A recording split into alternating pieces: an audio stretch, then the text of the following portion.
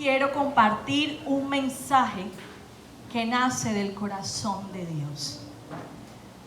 Yo quiero que usted abra su Biblia y nos vamos al Antiguo Testamento. Y nos vamos al segundo libro de Crónicas en su capítulo 7.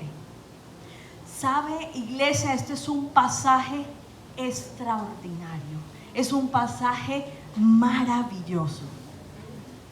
Pero para entenderlo, debemos estudiar capítulo 6, capítulo 5, o si es necesario invitarlos a estudiar todo el libro de Segunda de Crónicas.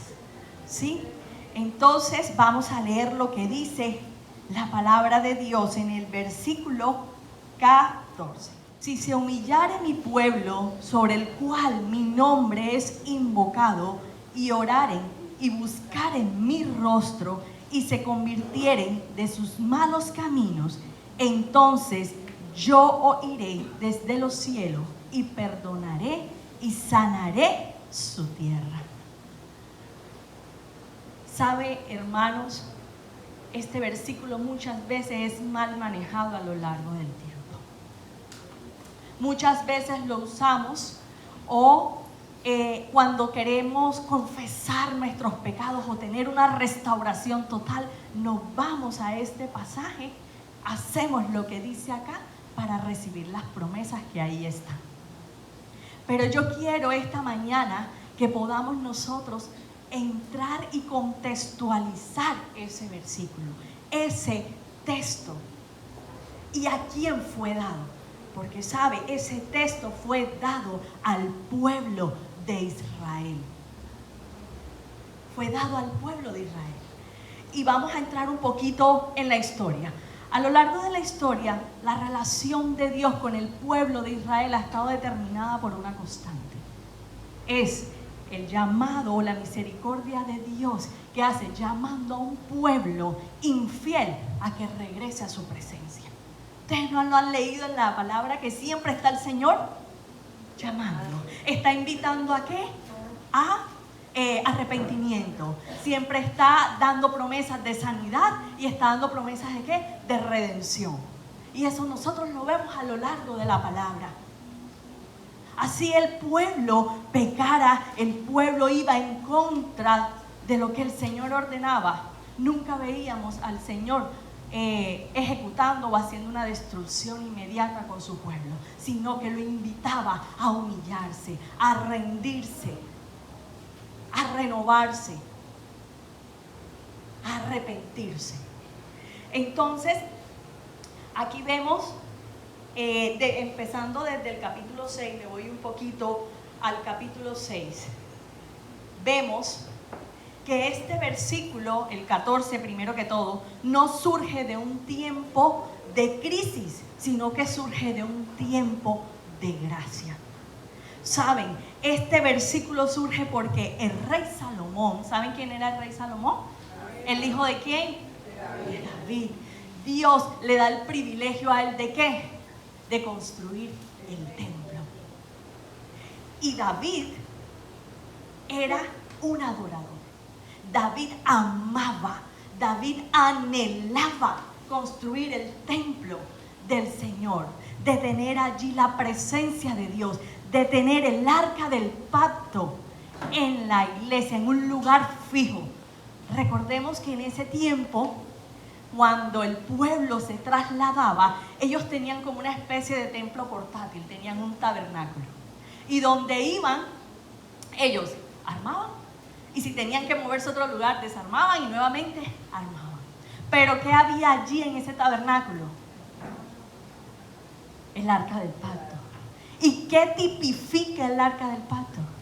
La presencia de Dios. Entonces, en ese momento el rey Salomón estaba dedicando el templo a Dios. Sabemos que David no lo podía construir porque él tenía sus manos ¿qué? Sucias, manchadas ¿de qué? De sangre. Y yo veía, siempre he visto a David como una combinación del arpa y de la espada. Pero Dios quería que Salomón fuera quien ¿qué? Construyera. Entonces viene Salomón y está presentando, está dedicando el templo a Dios. Y están en una fiesta solemne que dura más o menos 7 días. Y allí, en ese acto en donde Salomón le está dedicando el templo al Señor, viene fuego. Dice la palabra que viene fuego y que las ofrendas y las víctimas que estaban en el lugar de sacrificio se encienden. Y usted no ha notado, hermanos, que cada vez que el Señor tiene agrado por una ofrenda, siempre pasa algo sobrenatural. Cada vez que Él manda fuego en el Antiguo Testamento, está diciendo: aquí estoy yo y yo acepto esa casa, ese lugar como sacrificio en mi honor. Así sucedió con Elías, ¿cierto? En el monte Carmelo, donde ¿qué pasó? Elías vio cómo descendía fuego de los cielos y encendió el altar donde estaba la ofrenda. Entonces aquí vemos a un pueblo que estaba el rey Salomón delante del Señor, estaban los sacerdotes, pero dice que cuando eso vieron fuego descender, los sacerdotes no pudieron entrar, pero inmediatamente el pueblo, postrado, rostro en tierra, adoró al Señor y dijo: bueno es Dios y para siempre es su misericordia. Y me gusta como Salomón dice la palabra que él se postra. Y cuando nosotros vemos esa palabra postrar, eso significa arrodillarse. Y eso es señal de entrega. Eso es señal de humillación a Dios. Y luego dice que extiende sus brazos. Y cuando uno extiende sus brazos, y Salomón cuando extiende sus brazos, él aquí tenía una actitud de entrega, de adoración, de alabanza y de súplica a Dios. ¿Sabe por qué? Porque Salomón en ese momento empieza a interceder por su pueblo. Y empieza a partir del capítulo 6, usted empieza a ver cómo Salomón crea una oración impresionante, una oración con una serie de escenarios en donde él suplica a Dios por si algo llega a pasar. Habla y dice, suplica por si mi pueblo peca, por si hay pestes, por si hay calamidades, por si hay exilio.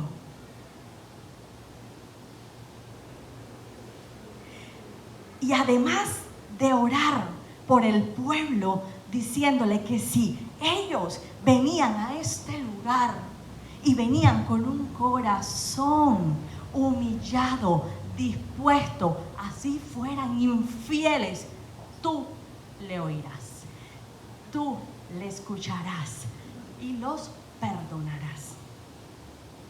Y además de que ora por el pueblo de Israel, él dice, y por aquel extranjero que viene de tierras lejanas y que escucha tu gran nombre y que escucha tu mano extendida y tu brazo poderoso, así sea infiel y venga a este lugar, tú le perdonarás. Iglesia, ¿estamos orando por los demás? Nuestra oración común es hijos, padres, esposos, madre, papá, sacando al ministerio de intercesión. Muchas veces eso es solo nuestra oración. Y aquí vemos a un líder orando y suplicando por cada detalle, cada escenario en donde el pueblo podía pecar, para que el Señor escuchara, los perdonara y sanara su tierra.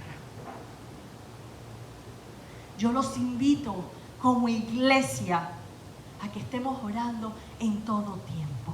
Y versículo que vemos a lo largo del Antiguo Testamento y del Nuevo Testamento, el Señor nos dice en el Nuevo que estemos que orando sin cesar. Orando sin cesar. Entonces, esta es una oración intercesora que hace Salomón por su pueblo. ¿Y sabe qué encontraba aquí? Que la clave de esta oración está en la comprensión que tenía Salomón del carácter misericordioso de Dios. Lo conocía. Estaba en su presencia. Sabía lo que él era capaz de hacer. Porque el Señor es fuego consumidor, pero el Señor también es perdonador. El Señor es justo, pero Él es perdonador. Y aquí vemos a Salomón, por medio de esta oración, revelando el conocimiento que tenía de Dios. Y saben, es un versículo que vemos y decimos, pero sí, eso fue dado en su tiempo al pueblo de Israel, pero eso trae una aplicación poderosa al día de hoy, como iglesias que somos. Como iglesia que somos.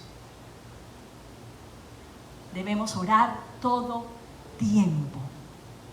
Orar por todo el pueblo de Dios. ¿Y quién es el pueblo de Dios?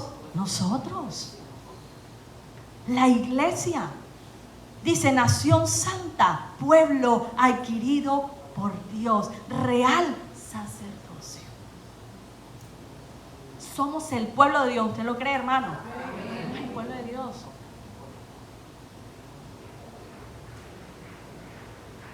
Entonces él sabía, Salomón, que el templo no tenía poder en sí mismo, pero que sería el lugar donde el pueblo iría con un corazón humillado, con un corazón contrito, arrepentido, y ahí encontraría perdón. ¿Sí? Pero hasta que llega el capítulo 7, y en el capítulo 7 ya vemos ahí cuando Dios respalda o respondió con fuego, como dije ahorita, en señal de que aceptó el sacrificio. Pero si nos vamos ya a lo que empieza el versículo 12 hasta nuestro versículo clave, que es el 14, dice que Dios se le aparece a Salomón y dice que se le aparece en la noche. Y cuando Dios se le apareció a Salomón, dice que le habló directamente. Y es cuando le dice,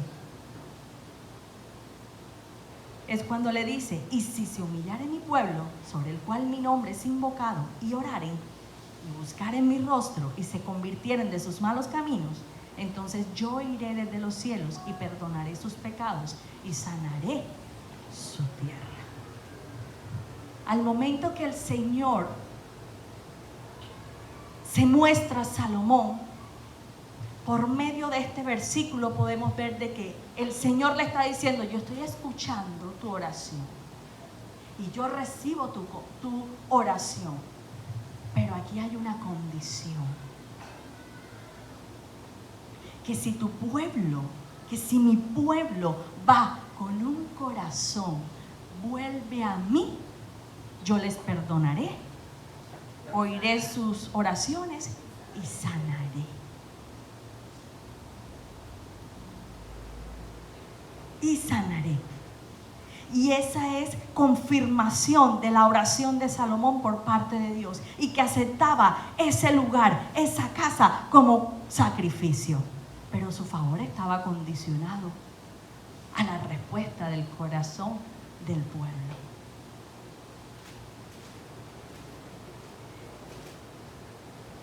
Y estos versículos siguen siendo una verdad para nosotros el día de hoy. Porque el principio que este texto tiene es permanente y es para siempre, porque lo vemos revalidado en el resto de la palabra.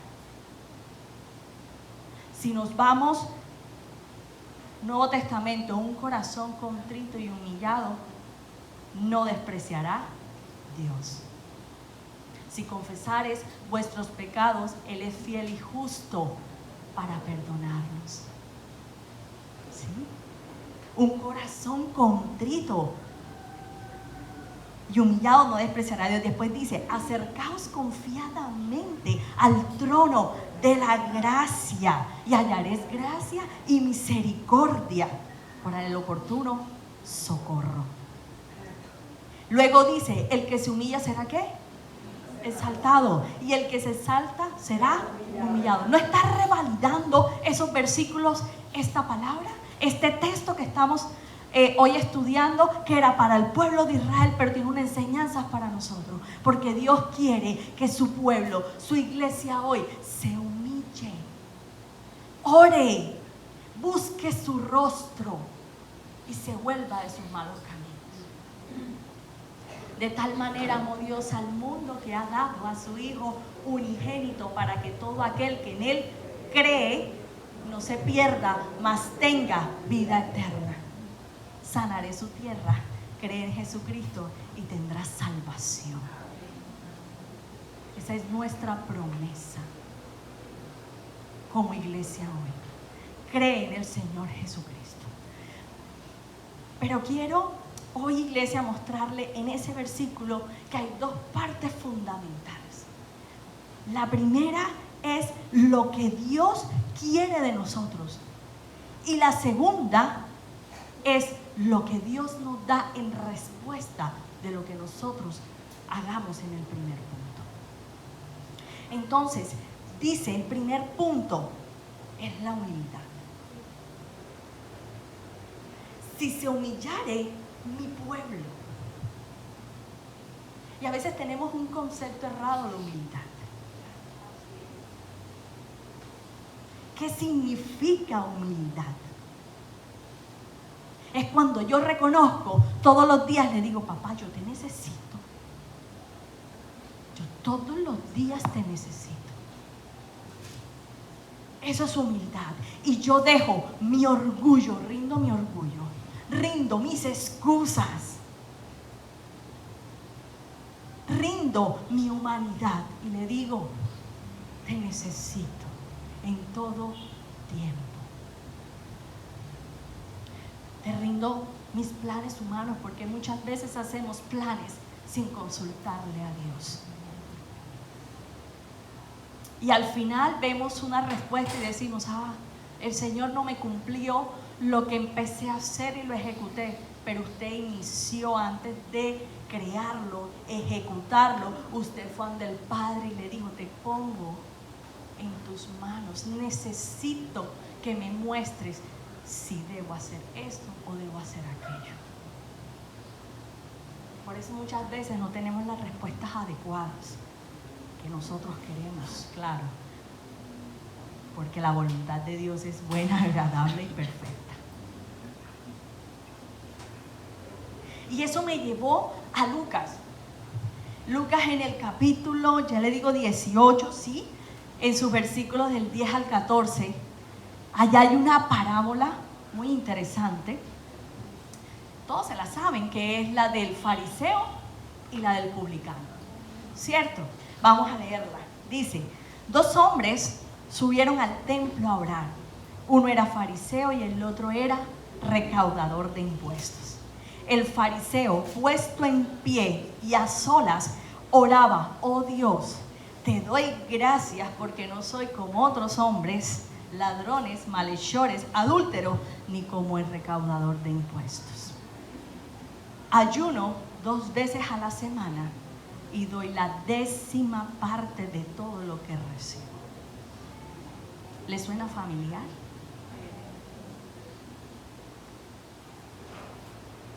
A veces vamos al Señor diciendo, he hecho, yo hago, yo hice en la semana, yo ayuné. Mira que ayuné 5 días a la semana. te justificas. Y cumplo mis diezmos. Y saben, podemos cumplir con nuestros diezmos, podemos hacer nuestros ejercicios espirituales, podemos tocar la batería lo más hermoso, el bajo, la guitarra, el piano, tener la mejor voz, predicar y podemos tener la mejor bulla de los hombres. Es excelente, es bueno. Pero si no vienes aquí humillado, con un corazón humilde, sincero, porque Dios quiere una iglesia que no sea perfecta. Dios quiere que esta iglesia sea sincera. Eso es lo que Dios busca a nosotros como iglesia. Entonces, si vienes acá con un corazón totalmente agachado a Dios, con total reverencia, así ese día no toques bien la guitarra, su mejor ofrenda para Dios. Así ese día no tengas la mejor voz, pero cantaste, es la mejor ofrenda para Dios. Lo recibe, lo acepta, porque ve tu corazón y ve mi corazón. El reconocimiento de los hombres es efímero, siempre, puede ser recordado en la iglesia, pero siempre temo aquel versículo que dice: apártate de mí, porque no te conozco.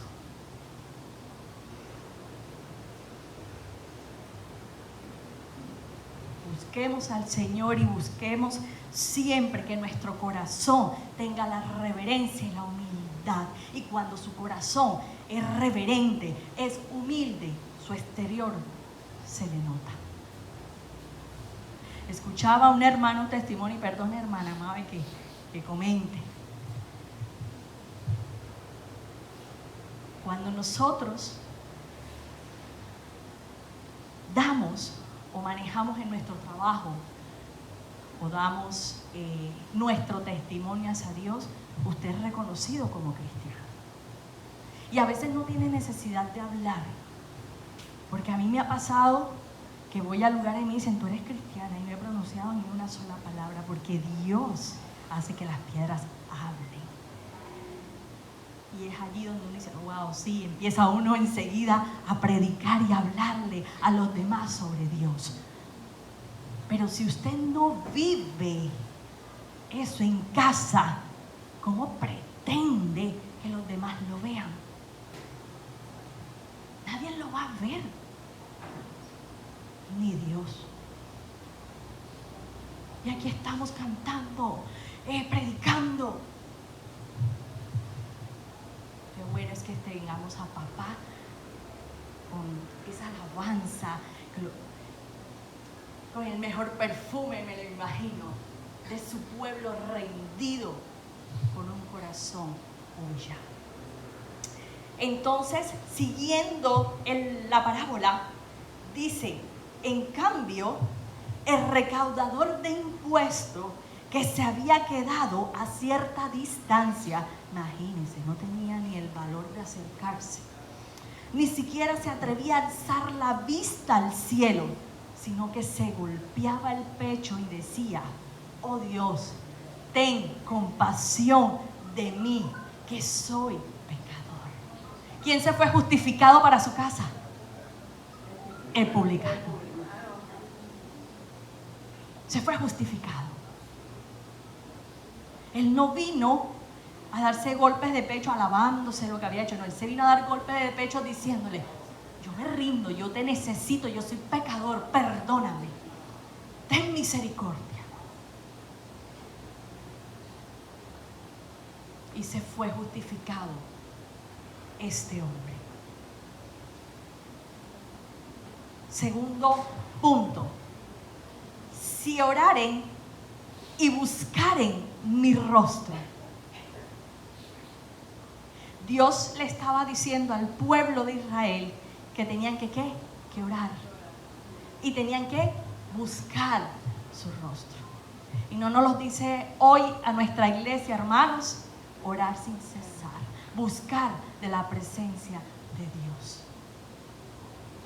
Entonces, Dios llama a su pueblo a orar y a buscar su rostro. ¿Sabe por qué? Porque Dios por medio de eso expresa su deseo de que quiere tener una relación cercana y profunda contigo y conmigo. Y eso es lo que Él quería tener con el pueblo de Israel.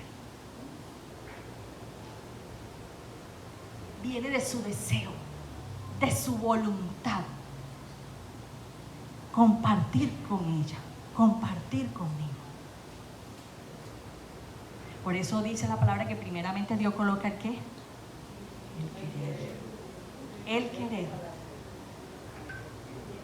Porque de nosotros no viene, hermano. De nosotros no viene ese deseo, sino el Espíritu Santo de Dios, que el Señor ve que nosotros que tenemos un corazón dispuesto, humillado y que queremos buscarle todos los días, Él coloca en nosotros ese sentir, ese anhelo por la casa, ese anhelo de buscar el rostro de Dios, porque cuando dice y buscaré y buscáis mi rostro, Él está diciendo, entra en mi presencia, búscame. Y Él ha prometido de que si usted busca, le halla, le encuentra. Luego dice, y si se convirtieren de sus malos caminos, iglesia, esto implica un cambio radical.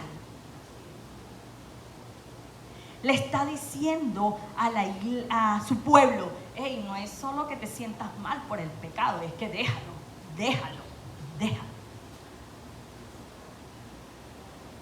¿Por qué? Porque muchas veces vamos, pecamos, nos sentimos mal, sí, venimos rendidos, venimos humillados, y al cabo de los 2 días vuelven nuevamente. Entramos en pecado.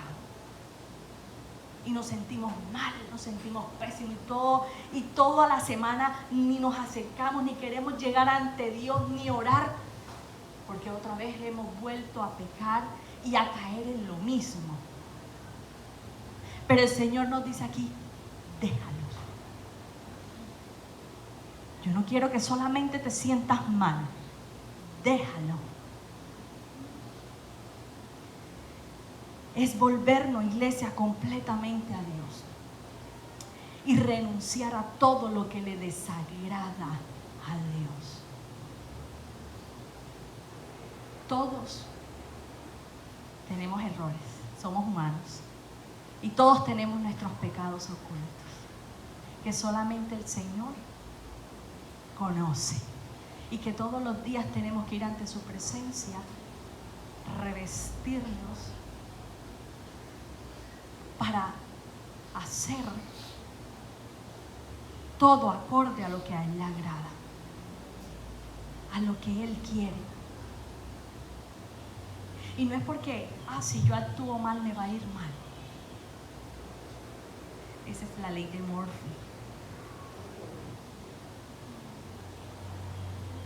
Lo que tú haces, recibes, pero con el Señor, Él es justo, Él es misericordioso. Y cuando Él ve tu corazón rendido y humillado, Él no desprecia a ninguno de sus hijos. ¿Sí? Amén. Entonces, el verdadero arrepentimiento produce fruto. Y eso lo encontramos en Mateo 3:8, que dice, por tanto, da frutos dignos ¿de qué? De arrepentimiento. Y no hay una verdadera restauración sin arrepentimiento. Entonces, hoy nos invita el Señor a volver a lo que es recto. Es abandonar hábitos, es abandonar caminos y decisiones que muchas veces nos han apartado al Señor. Es volver. Pedro andaba con Jesús, vivió con Jesús, amaba a Jesús. Y cuando fue señalado, tú eres uno de ellos, tú andas con ellos. Yo, no, estás equivocada, mujer. ¿Y quién fue Pedro? ¿Qué hizo Dios con Pedro? Pedro falló, Pedro lo negó, Pedro se equivocó, pero Dios lo limpió, le borró su falta, lo restauró y le dio un ministerio y le dio un propósito para glorificarla a Dios en todo. Y Dios quiere hacer eso con usted y conmigo esta mañana, iglesia. Dios quiere limpiarle, Dios quiere restaurarle, porque Dios tiene un propósito con usted, para su honra, para su gloria. ¿Fallaste? Sí. Señor, perdón, fallé, ayúdame, perdóname, pero aquí estoy dispuesto a cambiar, a hacer lo mejor para agradarte. Y Dios ve tu corazón, tu actitud y tu disposición. Y viene el Espíritu, te lleva a lugares imaginables. Seguimos. Después dice, esos son esos 3 puntos que le mencioné. Humildad. ¿Cuál es la otra? La oración. Si buscaren su rostro y si se volvieren de sus malos caminos. Esa es la primera parte de lo que Dios quiere de nosotros, ¿cierto? Quiere del pueblo de Israel. Pero ahora viene la otra parte, la segunda parte, que Dios responde con promesas maravillosas para su pueblo. Si haces, condicionado, si te humillares, si orares y si te volvieras de tus malos caminos, yo oiré desde los cielos. ¡Wow! Y después, ¿qué más dice el versículo?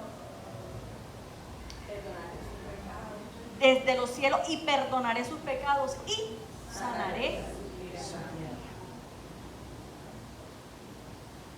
¿Sabe, iglesia? Dios te escucha. Dios no está distante de nosotros. Dios escucha nuestra oración. Él oye cuando el corazón que clama, cuando el corazón le busca, es sincero, es humilde y está arrepentido. Oiré desde los cielos. Segundo, promete, perdonaré sus pecados. No hay pecado tan grande, iglesia, que Dios no pueda perdonar. Pero cuando hay un verdadero arrepentimiento, Él borra, limpia y restaura lo que el pecado ha dañado. Y tercero, declara, sanaré su tierra. Y aquí está la promesa en que sanaría su tierra, pero a la iglesia de Dios, a la iglesia de hoy, el Señor quiere sanar nuestra familia. El Señor quiere sanar nuestra vida. El Señor quiere sanar nuestra sociedad. El Señor quiere restaurar y avivar un pueblo que anhele como hacía David, que anhelaba y que amaba estar en la presencia de Dios. Y hoy nos llama el Señor a buscarle en espíritu y en verdad. Él no quiere una iglesia impecable, Él quiere una iglesia arrepentida. Arrepentida. Entonces, en este versículo, que fue una promesa, una respuesta a una oración del rey Salomón, hoy es una verdad para nosotros como iglesia en este tiempo. Dios quiere intimar con cada uno de nosotros. Dios tiene el deseo de establecer una relación con nosotros. Pero nos toca colocar nuestra parte. ¿Y cuál es? Orar, humillarse, dejar todo aquello que sabemos que a Dios no le agrada, todo pensamiento que va en contra de la voluntad de Dios. Que cuando estés aquí mostrando cara de piedad, seas igual afuera cuando estás en la universidad, cuando estás en el trabajo, cuando estás en el colegio. Que donde vayas, Él nos dice la palabra que tú fuiste llamado a ser luz del mundo. Él nos dice que fuimos llamados a ser sal de la tierra.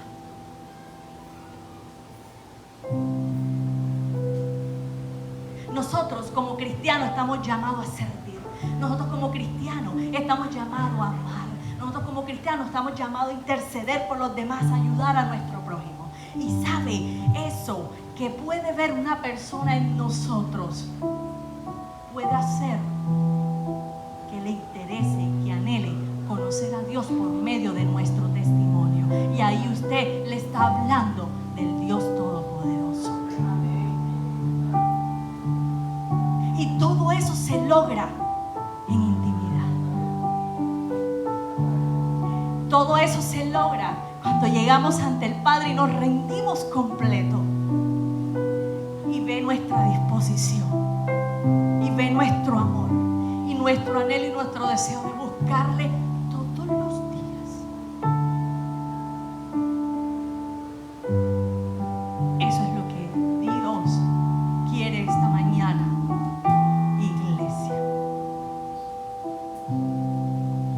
Cree en el Señor Jesucristo y serás salvo. Aférrese en esa promesa. Tenga reverencia ante ese sacrificio. Honre el sacrificio de Jesús en la cruz. Y la manera de honrarlo es creyendo. La manera de honrarlo es obedecerlo. La manera de honrarlo